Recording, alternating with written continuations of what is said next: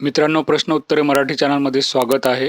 आजचा प्रश्न आहे, मुलांना अभ्यासाची गोडी कशी लावावी याबद्दल सांगावे. तर आजच्या व्हिडिओमध्ये मी 20 अशा गोष्टी देत आहे की ज्या तुम्ही जर पाळल्या तर मुलांना अभ्यासाची गोडी लागू शकेल. सर्वात पहिले घेऊया अभ्यासाची महत्त्वाची ओळख. मुलांना सुरुवातीपासूनच अभ्यासाचे महत्त्व समजावून सांगावे. शिक्षणामुळे त्यांच्या भविष्याचा विकास होईल हे लक्षात आणून द्यावे. रोजच्या दिनक्रमाची आखणी. आता टाइम टेबल. रोजच्या दिनक्रमाच्या अभ्यासासाठी ठराविक वेळ निश्चित करावी. हे नियमितपणे करणे मुलांना शिस्त लावण्यास मदत करते. खेळ आणि अभ्यासाचा समतोल. अभ्यासासोबतच खेळाची महत्त्वाची भूमिका असते. खेळामुळे मेंदूला विश्रांती मिळते आणि अभ्यासात लक्ष लागते.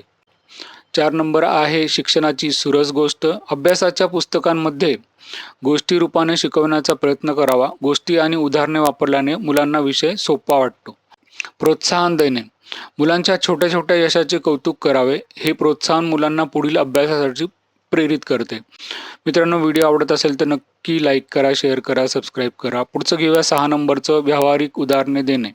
रोजच्या जीवनातील उदाहरणे वापरून मुलांना विषय समजावा. व्यावहारिक उदाहरणे मुलांच्या मनात अभ्यासाबद्दल रुची निर्माण करतात. सृजनशीलता वापरून शिकवणे. चित्र, रंग आणि संगीत यांचा वापर करून अभ्यासाची रचना करावी. मुलांना सृजनशीलता आकर्षित करते.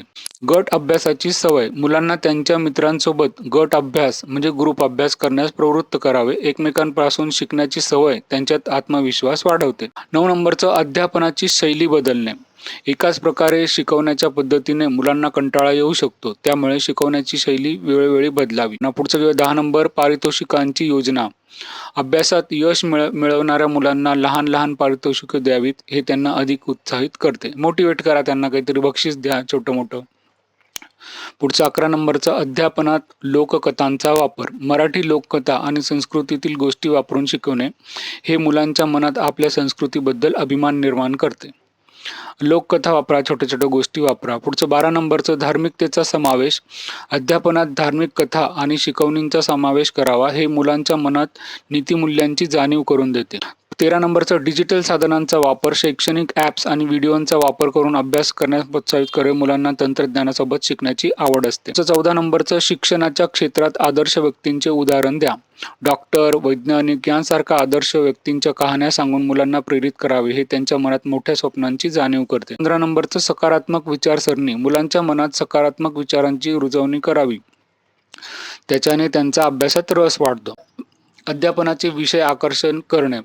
विषयांचे शीर्षक आणि अध्याय आकर्षक बनवून शिकवावे. मजेदार पद्धतीने शिकवल्यास मुलांचा उत्साह टिकून राहतो. यशाच्या मार्गदर्शनाची कथा. इतिहासातील यशस्वी व्यक्तींच्या कहाण्या सांगून मुलांना प्रोत्साहित करावे. यशस्वी व्यक्तींच्या जीवनातून शिकण्यासारखे खूप काही असते. पुढचं 18 नंबरचं वेळेचे व्यवस्थापन. मुलांना वेळेचे योग्य व्यवस्थापन शिकवावे. वेळेचे महत्त्व समजल्यावर ते स्वतःहून अभ्यासात लक्ष देतील. आता त्यांचं टाइम टेबल बनवून द्या. टाइम मॅनेजमेंट करायला शिकवा. पुढचं 19 नंबर शिक्षणात क्रीडायुक्त पद्धतीचा वापर. खेळाच्या माध्यमातून विषय शिकवावे. खेळांमुळे मुलांचा अभ्यासाची गोडी वाढते. मित्रांनो, व्हिडिओ जर आवडत असेल तर नक्की सबस्क्राईब करा. शेवटचं घेऊया 20 नंबरचं गप्पांच्या माध्यमातून शिक्षण. घरच्या गप्पांमध्ये शैक्षणिक विषयांचा समावेश करावा. यातून मुलांना विषयाची सखोल माहिती.